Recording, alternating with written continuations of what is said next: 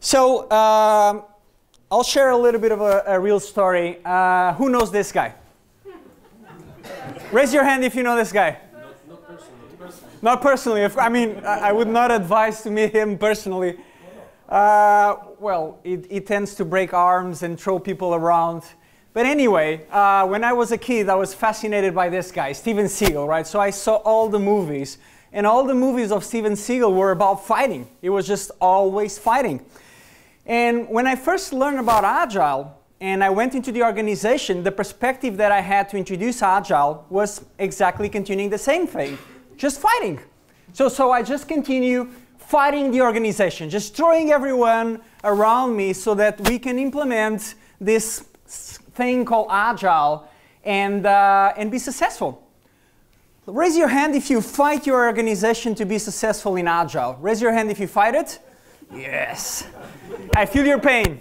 So we are together. Sorry, I think I touched the mic there. So, and I mean, it's normal that we fight because we as change agents, we have a social responsibility to get rid of the processes and the bureaucracy and get rid of the bad managers. Correct? So it just makes sense that we fight. And what are we fighting?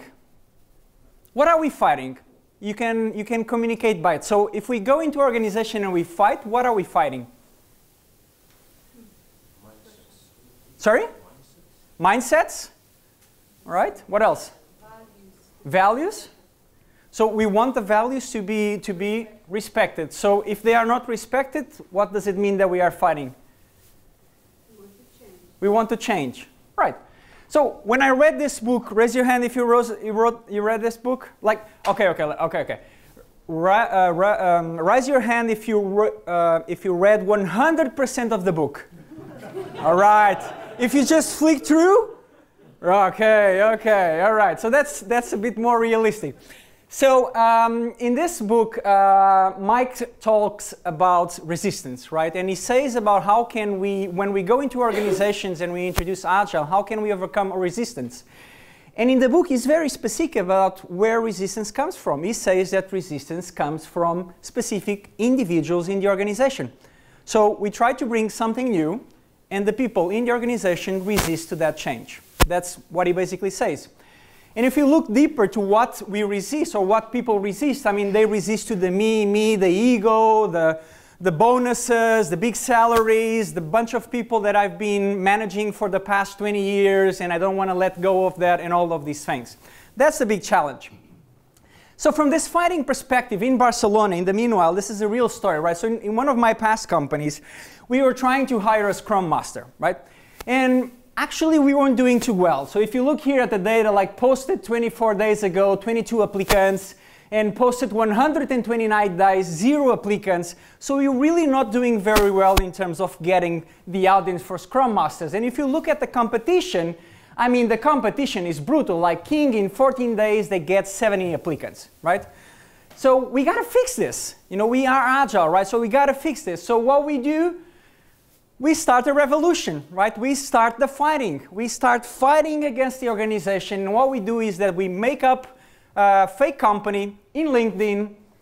And when you click there, you go to a fake site that is actually related with Mission Impossible, because back then it was being released. It's also called Mission Scrum Master was the name. And then when you click there, you go to a survey. And then the interesting thing about this is that it took us 16 to 18 hours from having this idea where we wanted to hire, but we noticed that the organization, the HR, and every single department, they couldn't do this as fast as we could. So we did it, right? And these are the results. We had 72 applicants in 2 days, right? It's 18 times better than any kind of similar job within LinkedIn. And we feel proud about this because we also get data. So we get data, we have a list of everyone that you can hire, interviewed, categorized, everyone is there. And we also have people saying about this is the best job description ever, right? So the best hiring process ever. So we are creating good stuff. And now what happens in the organization? So we do this in the organization. What, in your opinion, happened? So we have a good idea, and we do something because we want to do something, it's a good idea, like we want to introduce improvement, and what happens? You get punished. We get punished, right? So we expect that to happen, but sadly, that doesn't happen, but this happens, right? You get punished. Like people just go and punish you. And the problem with punishment is that this team that was behind the idea and behind the revolution of introducing Agile and fighting for something good, they just little by little started quitting the job and they left. And honestly, how I felt after they leave, I felt like even Fridays that were the best days of my life, they stopped being good days. They just stopped being really boring days. And I learned from it. So I learned two things or three things. One is that changing the how we do things is not sustainable. So you can introduce whatever you want, tools, Jiras, Scrum Masters, and so forth, but it's not sustainable. I can be innovative, I can be creative, and I can do stuff that no one has done before. But the end result is always the same. Right? This is the end result of every time that we fight. And another interesting reflection that I had is where resistance comes from. So Mike says that resistance already exists and it comes from individuals, but I start wondering after this where it comes from. And this is a question that I ask myself, does it already exist in the organization or do we create it? When we go into the organization and we intend to make improvement by introducing something new, are we the ones that create that resistance?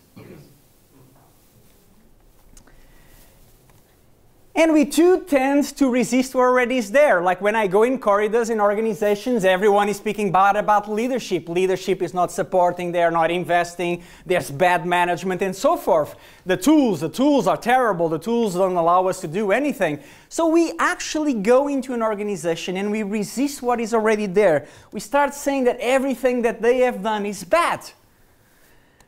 And there's a sentence that I really like that it says, whatever you resist persists.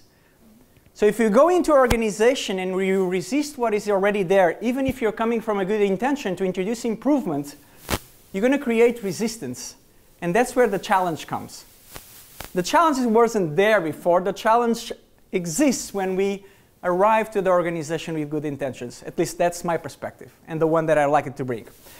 So with that said in mind, my name is Fred. I'm a frequent flyer. I always travel low cost. I don't wear pants, tight pants, but actually now that I've came to Poland, I'm thinking of buying them because it's freaking cold. I came from Barcelona, so I'm thinking of doing it. And I believe I'm Superman. I'm always trying to fight for a better world. I'm always trying to improve the world, everyone around me. And I find kryptonite in things that take my energy away. And what I do to improve that energy is I go to the beach and the sun, and I just recharge. And I also believe there's a better way for us doing what we have been doing, because I'm tired of fighting. I don't know if you're tired of fighting. Are you tired of fighting? Yeah? It's like, most of the coaches I know, people that go into organizations, they resist. They are in a company for around 3 to 6 months, and then they need 2 months of vacations to recover. It's really painful. I mean, this is a painful job to be a change agent, right? We're always changing. So the proposal is that we kind of fight fire with fire, Who likes Metallica? Raise your hands. Yeah! When I love this guy, the first time I went to the concert, I actually had long hair, and so I moved like this, and my hair would move, but now nothing moves. Anyway, my opinion is that we should use the processes and the tools that are there, that they are used to being there in the organization to actually drive the cultural behavior. So we can take advantage of things like we need to enhance our sector, relevant support for a suite of integration risk assessment tools. Do you understand? Maybe. It's your point that we are not communicating? No. Oh, then I didn't get it. The other one, I don't know what happened there. Let's go back. The other one, it's called a dashboard. It shows the current status of all our projects. With this tool, you never need to ask the status. All the fake dashboard game worked out great. He hasn't talked to me in weeks, right? So there's this opportunity inside organizations that we gotta take advantage from. So if we go back to the beginning, I was very inspired a couple of years ago by this. Who knows Simon Sinek? Not in person, right. I mean, I also don't, I would love to know it in person. And he came up with this golden circle thing, where he basically says that human behavior is driven from the why, is driven from understanding your purpose. What are you here to do? This is what drives us, not the how, not the what. So, if we can do it in a better way, I would like it to present it in the same way. So why we need a better way, what can we do, how are we going to do it, and what we get in the end. So here's a small exercise. I would like you guys to pair up, before you stand up, pair up, and identify 2 to 3 reasons using a maximum of 1 to 3 words. So each reason only has 1 to 3 words. Does that make sense? No. Right? And you can identify 2 to 3 with maximum of 1 to 3 words. Yeah? Why organizations adopt Agile? So why is your organization adopting Agile? Just find someone, pair, and start talking, and you have 1 minute for this. Is it clear? All right, cool. All right, so let me hear a couple of whys. Just spell out loud, a couple of whys. Why do we adopt Agile? Why? Fashion. Sorry? Fashion. Awesome. Sorry? To survive. Oh, I like that one. To survive from what? Sorry. From not being agile. So what do we need to survive? Existing, to earn money. To earn money.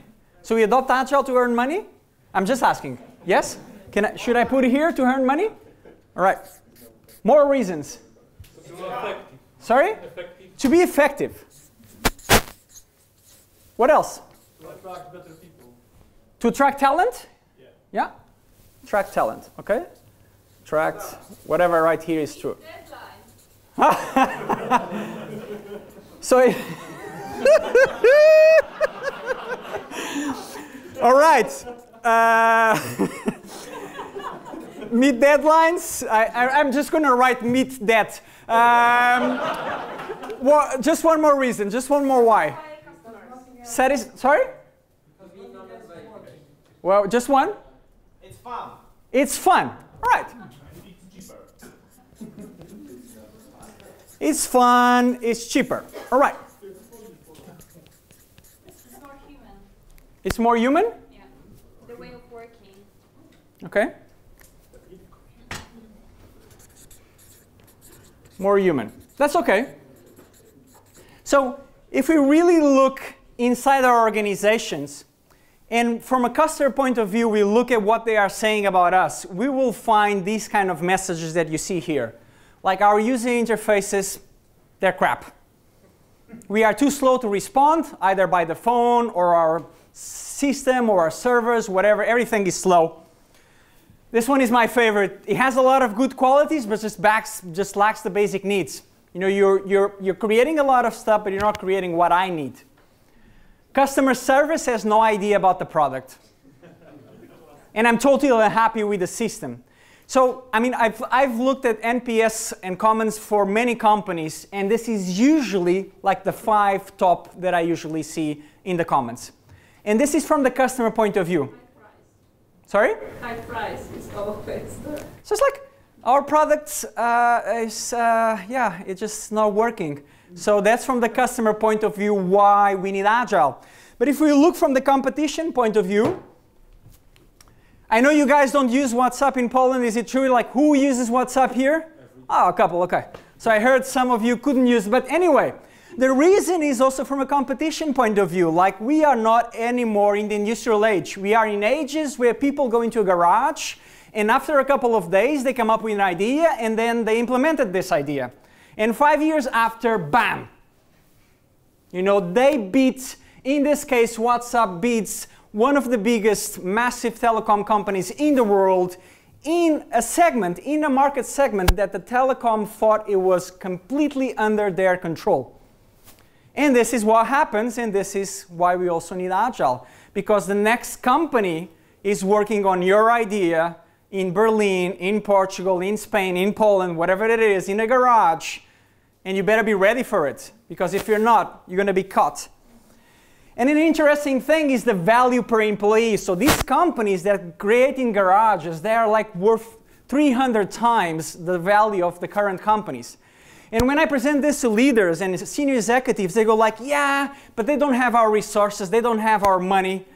Yes, but they don't have your bureaucracy. They don't have your processes. They don't have your leaders. They just do it. We think about what we're gonna do, and then we sit in a room designing for a couple of weeks, and then we implement, and then we are doing Scrum or whatever it is, but we continue doing this, and this is what happens. And also from a market point of view, right? The way we are using things has changed. We are looking for immediate gratification. We want things and we want things now. So the market from that perspective is completely changing, right? So here's a couple of examples. World's largest taxi company owns no taxes, Uber. Well, good luck for those guys that thought that, you know, taxi company was a job for lifetime. You know that that's outdated actually, right? The Uber is buying cars, Airbnb is building first flats, right? So They are changing, so I gotta change this slide. Do you have a new one? Do you know the new one? no, but I have seen on Twitter that actually most of the stuff there. All right. Can you share that one with me, please, later on? All right, cool. Regardless of what's evolving right now, the truth is that like years ago, the large accommodation provider owned no real estate, Airbnb, right? Most popular media owner creates no content, that's Facebook. And my favorite, because I'm a fan of movies, is world's largest movies data house owns no cinemas, Netflix, right? Yeah, but the last one is completely untrue. Which one? The last one. Apple and Google not writing their own applications. It's completely They don't write the apps which are in their markets, mostly, right? They write their own. They do, right? Well, actually, they do apps just for themselves. But the money from your perspective, the money that they do from, for example, the market they have in Apple Store comes from them, or comes from the people that develop apps to be pushed there? Now it comes from the store. That's Right. why you create the store. That's the exact same stuff with the Valve Corporation created with the Steam. Right. So, but you would agree the market is disrupting, regardless of the last one being valid or not. Would you agree? Right, so the markets are being disrupted. Is that fair? So we have bad things being said about our products. We have competition trying to beat us, and we have market being continuously disrupted. So how different is this from your whys? Effective, fashion, meet that, it's fun, it's cheaper. How is it different? What's the difference between saying this and saying these whys? What is the difference there? Positive, negative communication. I mean, you said it's disrupting, it's changing, it's, you know, we will face the death. We are saying it's more, it's better. Right. So, you know, to your point, what we are saying is, correct me if I'm wrong, is these are some of the benefits we get when we actually implement Agile. Yeah. It gets fun, it gets cheaper, and so forth. But the actual reason we do it is because we want to survive. Yeah. Right? So when we go into our leaders and we speak about surviving, this connects with them. Because it's my job, it's my money, it's my house, it's my car, it's my family. So we can't speak about being effective and fun. Just forget about it. Just say that if they don't move, they'll be out of business. And believe me, they will follow you. Right? So if you don't know, so we tend to talk a lot about the what we need, right? We need to be effective, we need to be attractive, we need to be in fashion, we need to be more human, but we forget about the why. You know, why are we doing it? These companies forgot the why, right? Yeah? Do you know that who was the first inventor of the digital camera? Yeah. You know who could bought Netflix and didn't buy it because they thought it was a crappy business model? And yeah, I won't say anything about Yahoo. All right, so we got it, right? Did you understand the difference between the what we get and actually the motivation for adopting? Is it clear for you guys? If we have these kind of conversations with our peers, with our leaders, it actually creates empathy. Because we are talking about something we all understand. If we all get out of a job, that's a problem. Right? And we all understand that. So that's a tool. So talking about survival, that's a powerful tool you can use in your own organizations. create a sense of urgency. Because otherwise, why adopt it? I can have fun in 1 year. I can have more companies with human people, with more humans in 2 years. I don't need that now. I just need resources, doing what I need them to do. Move around, go in switch, go to the other country. That's what I need. Right, so if you talk about urgency, it kind of changes. All right, so now let's talk about how we adopt Agile. Now this is going to be a little bit uncomfortable because I would like you to pair up with a different person. So it's going to be easy probably, but I'm going to do this several times. So you're going to have to move sooner or later. So the idea is that you identify 2 to 3 ways using a maximum of 1 to 5 words on how we adopt Agile. Is that clear? Yeah, I'll give you 1 minute. Go please. So, like in conferences in Agile, do you know about raising your hand, how it works? Yes? You all do? Self-organized in silence, you all know? Basically is when you see a hand going up, you just be silent and you raise your hand as well. And that's called self-organized in silence. We will test it as we go. Thank you for that. So let me hear a couple of hows. Let's start with this side of the room. So a couple of hows. How do we adopt Agile? 1 to 5 words. By example.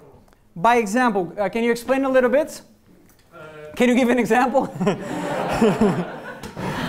In a small team, we do our best, and our teams can see that we are the fastest to deliver and get the best results. Right. Got it. Thank you. What else?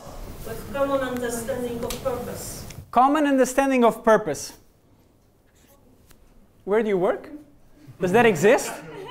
Does that exist, common understanding of purpose? Okay, okay. No, that's good. That's why I'm interested because I've never worked for a company that has a common understanding of purpose. I think it's great. I just never seen it. But anyway, common purpose. All right. What else? How do we adopt Agile? Observe and adapt. Observe and adapt. So we look at the other animals and we kind of try to see how they do stuff and we do it ourselves. Yeah, just to understand. Observe and adapt?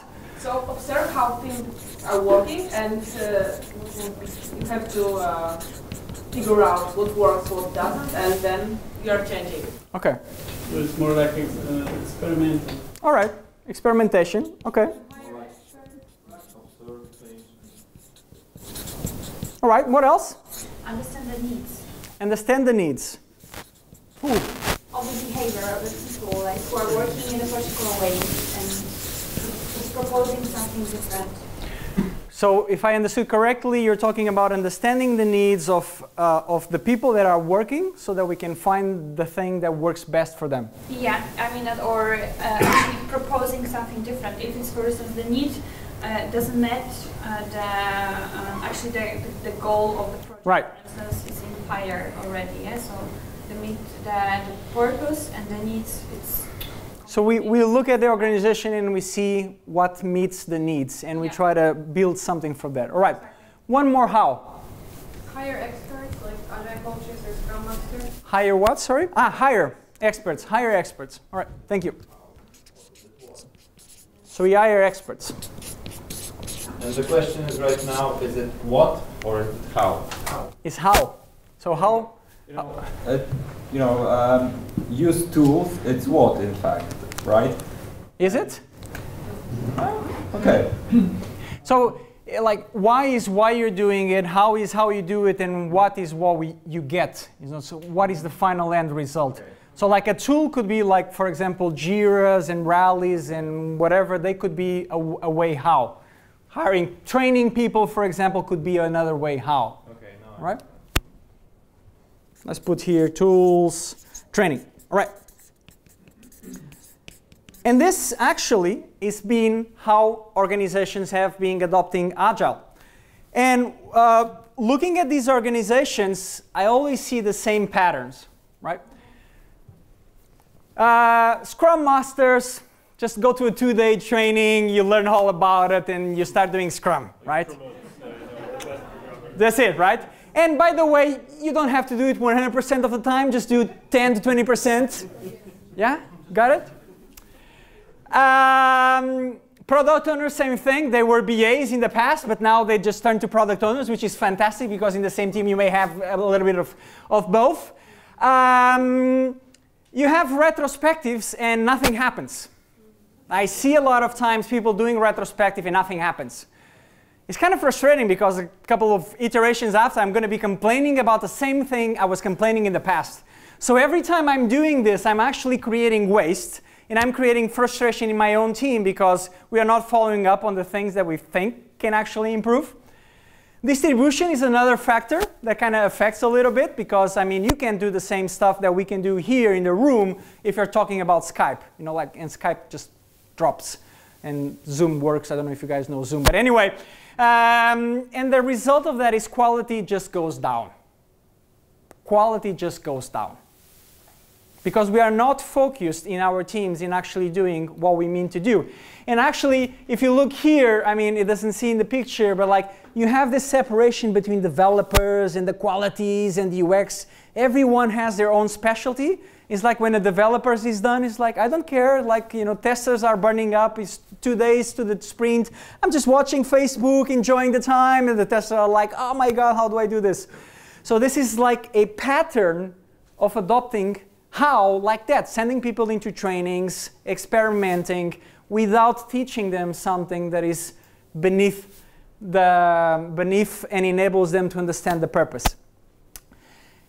I also see managers like this. So because managers have their whole way of doing things, they have a lot of weight in their back, right? They need to control the output of now autonomous teams. We are giving autonomy to the teams. My God, I don't want to give autonomy to the teams. So I have even more stress than I used to have, and I actually even control more than I used to control. And it's always one day long. It's like delegation. So do this, do that, and the teams actually don't communicate. And we have something called a coach, which we won't go and discuss what it is, but usually they are in the organization. I don't really know what they are doing. But they are like, you know, speaking with a Scrum Master, which is a part-time role, and sometimes they speak with the product owner, sometimes they don't, and sometimes they go somewhere else, which I don't know what it is. But it's basically, you know, that there's this miss of direction. And the effect of that for the directors is really bad, right? Because directors go like, oh my God, I need to do DevOps, I need to do UX, I need to do agility. I have to fight with all of these priorities, right? And the business guys are like what the hell is happening? You know, I don't get my product, right? And if we go up in the chain, what we see is that the rest of the organization, when we grow, so when we're a startup, everything is fun, right? We are all in the same room like here, but when we grow, man, do we create these silos, we create these walls between us. Every single part of the organization has different goals, you know, going in different directions to try to achieve a common purpose, which I really, again, don't know what it is. And of course, in the end, you know, our VPs in our business is just like, where's the progress? You know, like, you told me like this agile thing would be bulletproof, and yeah, I don't see anything. So, and of course, I forgot about this. We have other products in the organization, and we have the other guys going like, what the hell are these guys doing? And it's like, we don't know what these guys are doing. Like, what is the product, how they're working? And so what we end up doing is we don't leverage the knowledge, and we create a lot of waste in the organization. So let me give you another idea of a how, right? So you're going to pair up again with a different person. Don't, just listen to me. You're going to pair up with a different person, and this is what we're going to do. Can you please stand up? Hi, my name is Fred, and I add value to my company by inspiring people living the agile values, both in their work and also in their personal lives. What's your name, and how do you add value to your company? I'm Jarek, and I help my product manager to manage the backlog. You help your product to manage the backlog. So this is what you're going to do. Thank you. You're going to do is you're going to meet one person, one random person, and you're going to say your first name and how you add value to your company. Not your role, how you add value, right? And you do this between the two of you like I did here, and until I say switch, you don't change pairs. You don't change for another person. You're going to do this 3 times. So only when I say switch, you switch. Is it okay? So find someone and say how I add value. My first name is this one, and I add value by doing what? All right. Find a new pair, and say something new. You cannot repeat what you've already have said. Say something new. Go. Wow, it's working better. Last time, I promise, one more time, just find someone new and say another way you add value to your organization. Another way. It needs to be new. Go for it. Last time. I'm wondering how different this was from the house that we were talking about, right? So first let me ask, how did it felt? Like, how did it felt for those that were saying how I add value is by, how does it feel when you talk about how you add value? Comfortable? Comfortable? Difficult. Difficult. Sorry? Responsible. You kind of feel responsible. What else? Proud. Proud. You feel proud. You feel something. I like it. That's a good one. What else? Painful. Let's not ask why. One more. How does it feel from a perspective of saying you add value? Personal and specific. It's personal and specific. It's like very personal for you. I add value by doing this, right? And from the perspective of the receiver, so you're hearing the other person say how you add value. How does that feel? Curious. Curious. What else? Inspiring. Inspiring. Wow. Insightful, someone's going to say? No? I don't know. Like what else? I felt envious. Sorry? You thought envious. Wow. What else? Curious, envious, insightful. What else? Expanding the knowledge. Expanding. All right. So I think that's the biggest problem we have in how we adopt Agile. We go in, we say, this is Scrum and this is Kanban, and we just start implementing it without really having a conversation with the people and understanding what are the needs. And like you said, I mean, I hear a lot about experimentation and observe and adapt, but then in the end, you got 2 weeks to implement Scrum because, you know, I'm your manager. It's like, it's that easy. Just do it. And because this doesn't scale, we then go and we add a couple of stuff, like we add all of these lessons and Spotifys and all of that things, and this doesn't work as well, so we start adding things like sociocracies and lacracies and whatever it is. And the thing is that, you know, again, we tend to talk about how we do it instead of talking about the value of doing it. What is the value in doing training? What is the value in using and hiring experts? We don't have these conversations in our organization. And we should have, because it creates inspiration, it creates curiosity, insightfulness, and many other things that you've said. And these are much better than the ways we have been doing, because that creates resistance. And we already know. So promoting value-driven conversations is another tool, right? And I mean, there's a lot of things happening when you're talking like this. You create empathy with a person. It's more personal, like you guys said. So it's like there's a connection happening here. And that's actually where then experimentation can be successful, because if you don't have that connection, you don't have the trust. And if you don't have the trust, then you have fear of failure, right? All right, last one. But now you just answer for yourself. So I'll give you 30 seconds. Individual answers in your head, 1 to 3 words. What is Agile? Just in your head, 1 to 3 words.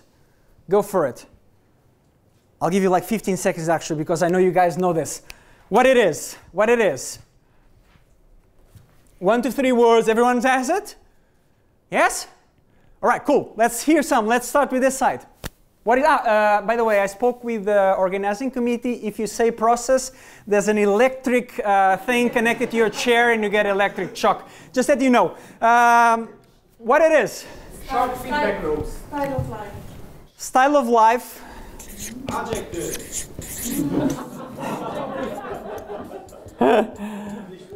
What do you say before adjective? Short feedback loops. Short feedback loops. Cool. What else? Satisfying needs. Satisfying needs. Of who? Users, customers. Okay. The cradle of creative work. Sorry? The cradle of creative work. Creative. Is a culture. Wow. Okay. It's a mindset. Wow, I like that one. It's a buzzword. It's it's fashion, right? Well, it's attract talent, right? Yes. Let's make money. Buzzword. Did you say mindset? Someone said mindset. All right, that's good. Adaptive. Wow, thank you. A way of life. I'll say that was stay of life, style of life. So we know this. We know that Agile is not a process or a tool, and it doesn't only apply to software. We know this. We know it's a cultural mindset. We know this, right? Because everything you're saying here is beliefs, is behaviors, is things that we can do. It's not a process or a tool. It's lifestyle. I mean, we're talking about lifestyle. And agility is the property of an organization that actually embraces these values and these behaviors at their core. Does that make sense? Yes? So if I ask what creates culture, what would be your answer? People. Habits. Sorry? Habits. Habits. Yes? At the core, who has these habits? People. So people do it. What I'm saying, people, right? Their values, their beliefs, their behaviors. And then around people, we have something very important with the leadership, right? The leaders need to role model the beliefs and the values that we want in our organization because, my God, they pay your paycheck. You know, if, feedback loops, short feedback loops, forget about it. Just get it done. If this is the kind of leader you have in your organization, then, we can try. And then it's great to have awesome leaders, but then we have tools that are crap, right? And we have rooms that we cannot do experiments and we cannot observe the animals using the product and things like that so that we can actually extract data. So the environment, and then we have the tools and the frameworks. Only after that comes the tools and the frameworks. But still, in the majority of the organizations, what we do is that we introduce Jira, we hire Scrum Masters, we do trainings, and that's how you adopt Agile. Yes? And this is great, right? I mean, Magda, can you come here? So like, I'm a leader and I say, I want Agile. Magda, can you come here, please? Just trust me on this one. Just press in the middle. Just press the middle. Yeah. So this is what is called the magic button. Right? When leaders say, just introduce the tool and be Agile in 2 weeks, this is pressing the magic button. Right? You can stop pressing it. It's already Agile, right? So you can take a seat. So that's the thing, right? It's like our people in our organization doesn't understand that Agile is not just something that you press and it happens. It's a continuously work of experimentation, of driving these cultural behaviors and all of this. And business agility, I was going to ask you, but I'm going to jump. Business agility is not just improving our teams. It's improving the way we manage our portfolio. It's improving the way we have our structures and processes that enable agility. It's improving the way our organizational design adjusts to the needs.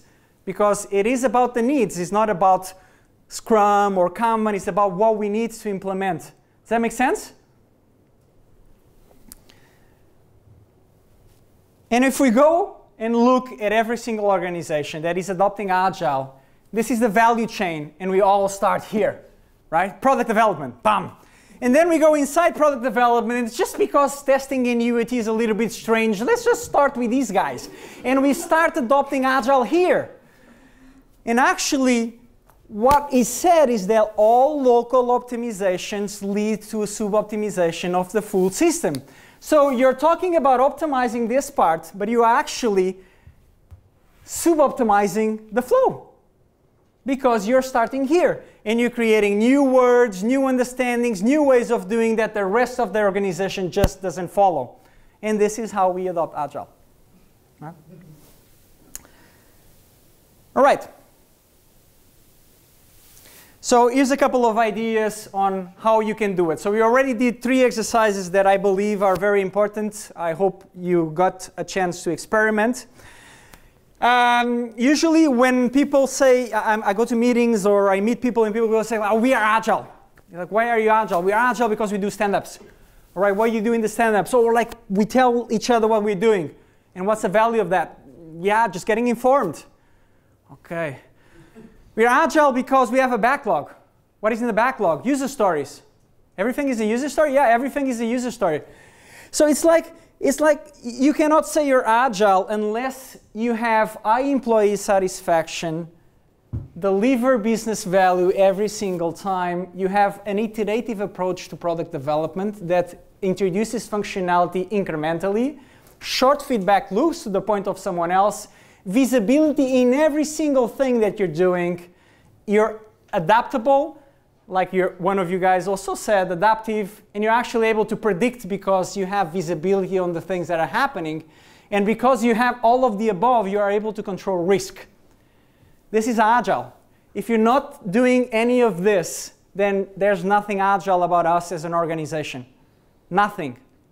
Right? You can do as many scrums as you want, put up as many retrospectives as you want, but this is the end result. So this is an exercise I do a lot with senior executives. So let's just experiment very quickly. Imagine that this is the success criteria of a successful agile adoption. Right? So our people are happy. Hiring takes 1 month. Our customers are happy. We continue to deliver value. We quickly make decisions. We are known for our ability to innovate and disrupt the market. We have effective and efficient communication and collaboration across cross-functions, not silos. We reduce the lead time, so the time between the idea and the actual product in the market. Our products are known for their high quality, so no defects. And our quality acquisition, retention, and revenue surpasses forecast, right? So this represents a 10. This is a 10. You skipped one. Sorry? You skipped one. Which one did I skip? We deliver to production. So we deliver to production several times a day because all testing is automated. Okay? So this is a 10. And a 1 is exactly the opposite of all of that. So now I would like you to think, what is the number that rates your organization from 1 to 10? Don't say it, just think about it. Just have it in your heads, right? Just have it in your heads for a second, 2 seconds. You got it? Let me hear it. Just 3, 2, 1. 7, 10. 2, 3. 10! Wow! 2, 4, what else? 5, 7. Is it a big company, small company, out of curiosity? The 7? 2 people company.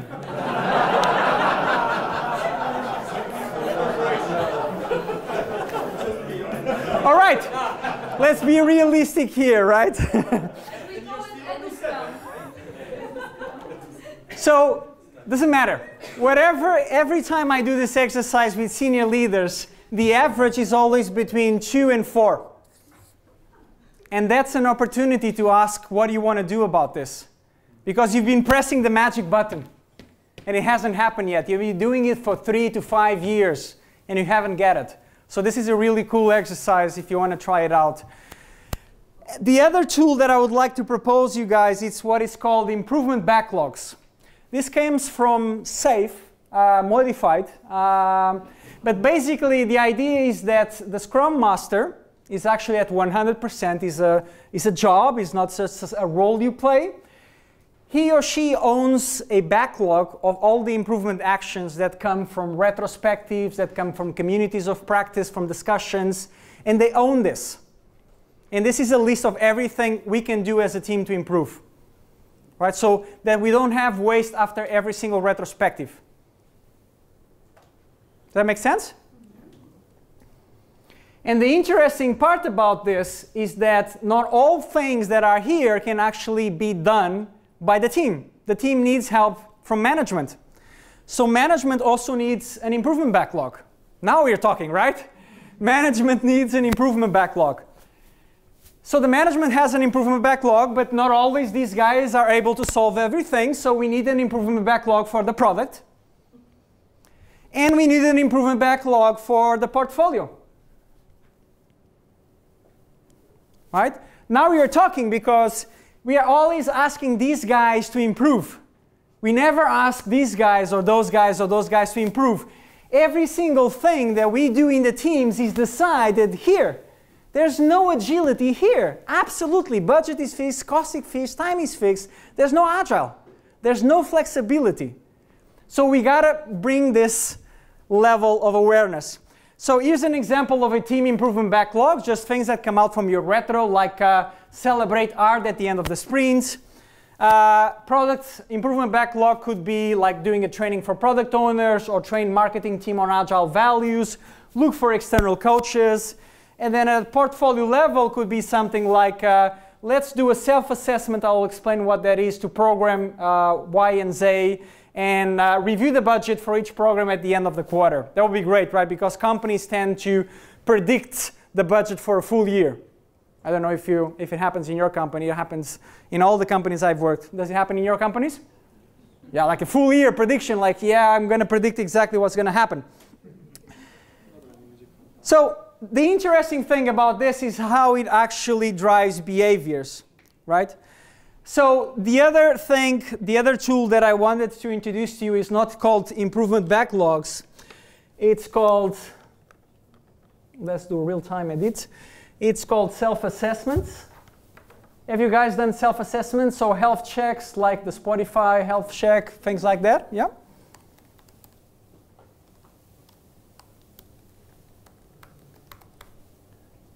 Assessment. Okay.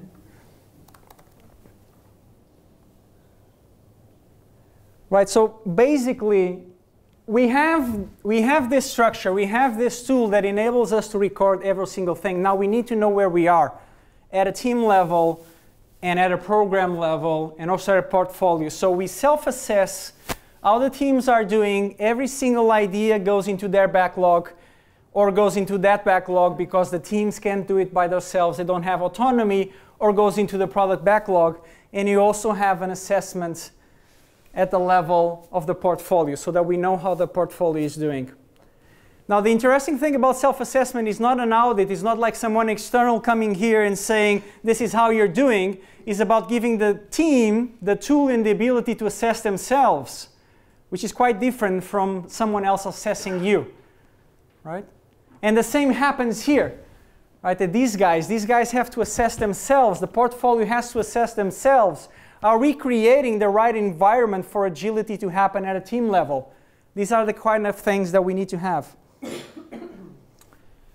This is interesting because it promotes a different conversation and behavior between management and the teams. It actually drives the enabler from the managers. I now enable you to be successful because I have full visibility on what you need to do better. And if not, you have told me, so now I have the commitment to deliver this to you so that you are successful. The same happens at that level, like the directors, everyone is happy. In a two-person company, I don't know how that goes. But the coaches are also very structured, right? So I hear a lot of coaches going into meetings and observing and then giving feedback. I would like coaches to go into these backlogs and challenge the Scrum Master about, how you're going to improve the retrospective. Have you thought about this? Have you thought about this? Did you consider how is going to be the challenges? So asking questions, really being a coach.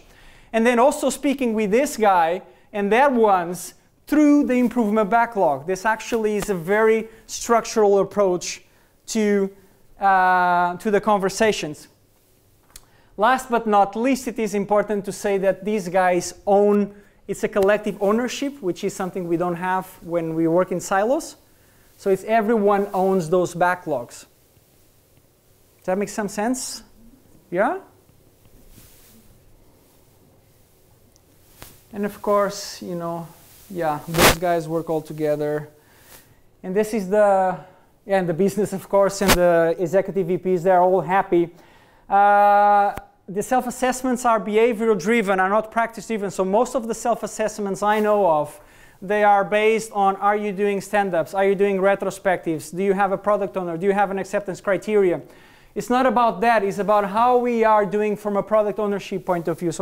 And it also enables you to compare and see if you have been evolving in your agility. So instead of we are agile just because we do stand-ups, now you have a clear vision of how your organization is actually improving. So here's a couple of examples. For example, product ownership help. To maximize the delivery of value, the PO facilitates the product backlog item development, prioritization, and negotiation, for example. So in every single assessment question, there is the behavior, the why. Why are we doing this? To get a common understanding, we plan our interactions together and stakeholders. Are we doing it or not doing it? To boost engagement and productivity, we work in a happy, fun, and fail-safe environment where we can experiment and be successful. And last but not least, the other piece that is missing is the knowledge networks. Basically, it's great because these guys have information, but this information is not being distributed to the rest of the organization, not only in products, but also across the marketing, right? So we need to have the ability to share the knowledge, share and tell at this level, but also up there, right? So we have DevOps, people, communities with knowledge in DevOps, UX, and so forth, and these guys got to be the ones doing all the knowledge transfer. They are the ones that say that you go to if you need something. Does that make some sense or not really? So raise your hand if it makes sense, and if it doesn't, don't raise your hand. Okay. All right, like 50%, 60%, that's not bad. All right, let's finish it up. So what do we get? So why, how, what, right? So for me, this is the vision of every single organization from adopting Agile, right? So the problem today is that our customers are not happy about our products. We know it. As a result of that, the business doesn't go as we expect. And as a result of that, the people don't get what they're expecting. I think we can change this and we can focus on the people, like Magda was saying, and have environments that are more human. And we create and we enable people to be successful. They will take care of our customers because they are motivated, they are curious, they are inspired, they are engaged, they believe in what they are doing. They have a common purpose, a common understanding, and the business just grows as a result of that, right? And the way there, to get there, is not just to do a big bang, is to do, like you guys are saying, experimentation, observing and adapting. Small experiments where you validate your assumptions and you go from there. It's not like coming with a book of, this is safe, bam, and you start applying safe. No, it's about experimenting. What do teams need, and go and try to satisfy those needs. All right. So everyone has a phone, everyone has a laptop, everyone has a note. So I would like you guys to write two things down. One is, what is the biggest takeaway in learning from the session we had today? And the second one is, what improvement or experiment will I introduce tomorrow? Just write it down. Even if it is in a mobile, just a couple of words, just try to write it down. I'll give you 1 minute instead of 2 minutes because we're all tired. I'm tired. I thought this was going to be a 40-minute session. It's taking 1 hour. My ability to estimate is failing me, as always. Anyway, what is your biggest takeaway? And what is the improvement from this session that you are inspired to do tomorrow? Either from the tools we've done, from the exercises we've applied, from the ideas I've given you. What do you want to try out? The importance of writing is because when we write, we take from our brain to the paper.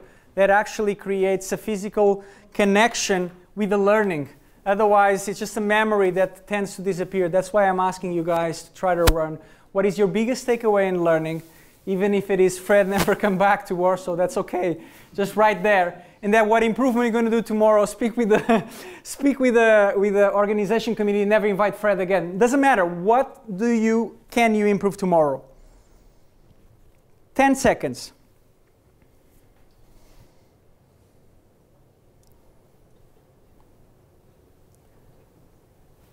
Right, now with your initial pairs, so you don't have to stand up, I just would like you to share your takeaway. You do not share your improvement, you share your takeaway. Is that clear? We only share the takeaway. Is that okay? So with your initial pairs or whoever is close to you, just share your takeaway. Whatever you are is fine. You can share your takeaway when you get home, or you can write a blog, whatever it is. My final advice with this is, whatever we are doing is, never lose this option that we all have of being crazy. That's how we fight organizations, is by being creative, not just by getting ourselves knocked out all the time. We should embrace failure, not fear it, right? I think you're talking about experimentation and observing and adapt. That means we gotta be able to embrace the failure, and we gotta have fun. That's one of the reasons why we adopt Agile. I completely agree with who said that, although I don't think it would sell to the CEO, but it's still one of the reasons why we do it. And also, everything you do, you gotta do it as a team, right? That's why we go to conferences, is so that we share our tears and how frustrated we are, like you're saying what you said about your learning how you add value. So this is why we go to conferences, so that it's like a little bit of therapy, and we meet all of these people that share the goal and share action, right? So do it as a team. And last but not least, unhappy customers, aggressive competition, and market disruption is real, and change is a choice. Now, every one of you, or most of you, have an opportunity to change something tomorrow. And my question to you is what are you going to change? And this is a reflective question. Please don't answer. Let me thank Google for the photos, except my drawings. And yeah, I'm sorry we took a little bit of time to do this. Hope it was helpful. However, despite everything you said, you asked how much time and money will it cost to implement Agile? So the question is, how often when I go and speak with organizations and leaders, I get asked, what is the cost and how much time it takes? Well, all the time, honestly. That's why I stopped introducing Agile, let's say, as a solution. I started helping them realize what is the problem. My answer, this happened a year ago. I was in Italy with all of the management for one of the countries, and my answer to how many years is, I said, 80 years. You know, it's like, it just takes a hell of a lot of time, but you need to break that perception that is a magic button that I press and tomorrow we are Agile. And regarding the cost, the way I try to resolve the cost is by promoting experimentation. So I find a small experiment, like you guys were saying here, lead by example. So how we implement by looking at something that is working and then trying to use that in other parts of the organization. So I try to get a cost for an experiment, which is really small, and then I use the results to go for the next iteration and the next iteration. And that's usually how I go about cost and time. Otherwise, we meet the dead. Yes. Any more questions? Do you see any end state of transformation? Do I see any end state for the transformation? I don't think so. I believe it's an Agile transformation is a journey, not a destination that you arrive to. So there's really no end state. It's only about getting better, regardless of the tools or the processes you use. So it's really about continuous evolving as an organization, and as Menu has said, it's a lifestyle also as a human being. So, and you can never stop evolving as a person. So for me, there's no end state. Good question. Thank you for that. Cool one. Given the time, that was a really good one. When you were talking about those backlogs, portfolio, yes, etc. And unicorn for me is this collaborative ownership. Yes. I would love to see it in practice, but I used to fail on this factor. Right. So have you seen anything like that in practice, or do you have any suggestion how to achieve this collaboration in ownership? So the question is, every time you've tried to do and promote this collaboration, you have not been successful. And the question is, have I ever seen it being successful and how it was successful? My question, just to understand a little bit, is do you know why it wasn't successful in your cases? There's like 2 or 3 reasons, or one reason? One reason, because we had too many backlogs. So one reason is too many backlogs? Many relation. Right. And it wasn't possible to focus on one, the most important change. Right. Difficult to focus in one change. Right. All right, got it. And there's also the challenge of checking if the experiments are working or not, because there's so many initiatives going on at the same time. So yes, I have seen it worked. So actually, I didn't say, but everything that I'm showing here comes from experience. I didn't read it in the book. I actually experiment with everything. This thing of the improvement backlogs, I experimented in a company with 60,000 people. Of course, we did not implement this in 60,000 people. We implement this in a business unit with around 300 to 400 developers, and the results were quite interesting. I mean, I wouldn't say it was like success, it's a working practice, but the collaboration does increase. The way I think we can make it better is by defining those priorities, right? You said it very well. So we don't have a focus because we have several initiatives. So it is about us as change agents or whatever role we have in the organization to enable ourselves and the organization to see what is the priority. And we do just that. Because if we try to do everything at the same time, we know what drops. It's quality. And quality creates bad customer satisfaction, bad business, bad people. And then we start losing all the talents and all the money that we intend to go, and it's not fun anymore. So I've seen it working when we focus, and we focus by creating a priority. It's just this that you're going to try. So like, for example, a retrospective, a team comes up with 5 ideas, implement one, and ensure that the team has capacity to implement, let's say, 5% of their capacity for an iteration is dedicated to self-improvement, for example. That really helps. And then in the next retrospective, you make visible the impact of that improvement, and you create this behavioral of, oh, I want to change, I want more of this. But we have to be the protectors and the fighters to say, this is the priority. We can't do all of these things. Pick 2. And we have to teach and educate our colleagues and our leaders to prioritize, because that's many times the reason why we are not successful. It's because we are not able to focus. Does that help a little bit? So one question from there and then one from here. Do you have any ideas how to influence management and the higher instances, how to set priorities on the staff to improve? Because I experienced several times when we have something like improvement backlogs, and it's always in a spare time you can do stuff from the improvement backlog, right? In your committees of best practices or just in your team. So how to encourage to set priorities on this stuff, since this will actually make us go faster. So how to, all right, so how to influence our management to believe in this tool and actually use the tool. So I go back to the same thing, experimentation, right? So I go to any management and we go through these exercises that I've done here, but just a little bit more intense so that people actually feel the need. And then we present this as a solution, and then we don't say, sorry, we present this as an improvement, we don't say this is a solution, and we say we want to do an experiment. And they buy for that experiment because it's an easy thing to do. And what you have to be careful of is where you do this experiment. What is the environment and the team where you can actually create an example of that improvement backlog, and then you go with the data, not with your opinion about what is the benefit of improvement backlog and all of these things that we are saying here that is going to bring us. No, you go with data and you show motivation is going up, quality, issues defects are going down, so our quality is increasing, and that they buy. If you just go and say, let's focus on improvement backlogs, they won't go. You need to show them the data that matters to them. So depending, of course, on who you're speaking. Does that help a little bit? Yeah. You can say no, that's fine. My takeaway is that to show the data and start small, right?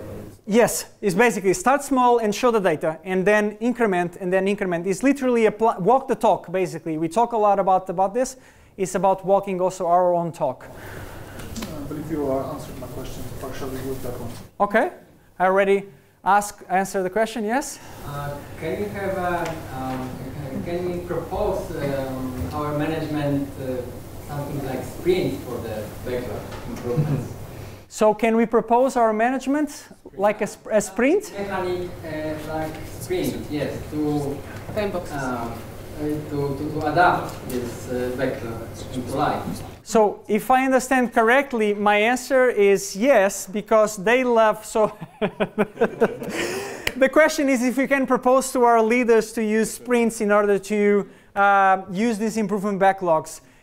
Yes.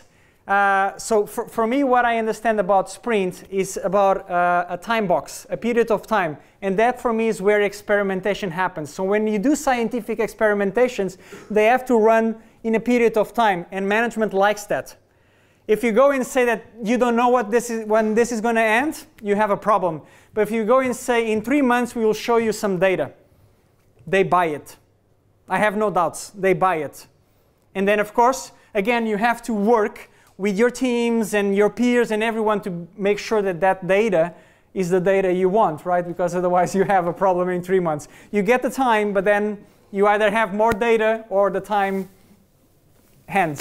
Do you think the retro will be possible with the management to apply? Oh, so if I think the retro would be possible to apply at management, my God, yes. So I didn't say it. Let me just go to this slide because I think this is where it really gets very interesting. So the thing is, we ask these guys to do retros, right, and to learn and to improve. Now, what this promotes is a behavior where the inverse happens.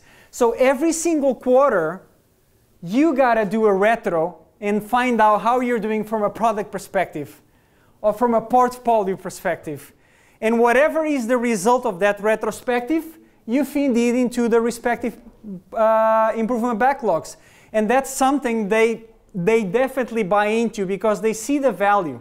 They see the value. You have to facilitate it very well. You know that leaders, specifically executive leaders in big organizations, they don't have time. They want it to be very fast. They want the magic button. So you got to facilitate it really, really well. But definitely, yes. That's why the purpose of this is really promoting the behaviors. It's using a process and say, every quarter, we pause and we retrospect our backlogs, for example. And we do meetings with all of these guys and all of the people that are doing these decisions and all of these guys. And then these also start showing the information in this direction, right? The teams say, I need better hard drives. And these guys say, we have better hard drives. Because this kind of conversation never happens. It's always the other way around. Is these ones need to show what they are doing. But now, these ones also need to show. And that creates a behavior that didn't happen in many big organizations, not organizations with 2 people, but large-size organizations. This doesn't exist. It's always delegation, right? And so the retrospectives create an environment where the conversation becomes bilateral. Right, just one more question and we go for beers, or no question and we go for beers, whatever you want, you choose. 5 seconds. Is there a company with the highest maturity level? What is the company with the highest maturity level? Yeah. Oh, in my experience, well, I can only say from the companies I've worked, right? Because companies like Spotify, and I mean, they're great, I'm not saying, but we only show to the outside what is working. We don't show what is not working, right? So I don't know what is the maturity level of Spotify. From our organizations that I've worked with, to be honest, large-size organizations, extremely hard. The process and the bureaucracies are extremely difficult are barriers for actually evolving. So I would say their maturity overall is extremely low because they are pressing the magic button. They are making you a Scrum Master, and if you're lucky, you go to a 2-day training, right? If you're lucky, but otherwise you just do whatever the other guy does, and he doesn't know what he's doing. And that's usually the effects you see in large-size organizations. In small-size, like Booking.com, I've worked for Booking.com, their maturity is quite interesting. Like, I don't remember the exact data, but they could deploy into production hundreds of times per day, and they had a test environment that was so powerful that they could find out and resolve an issue in less than 5 to 10 minutes. And that really creates an environment of creativity and just trying and trial and error.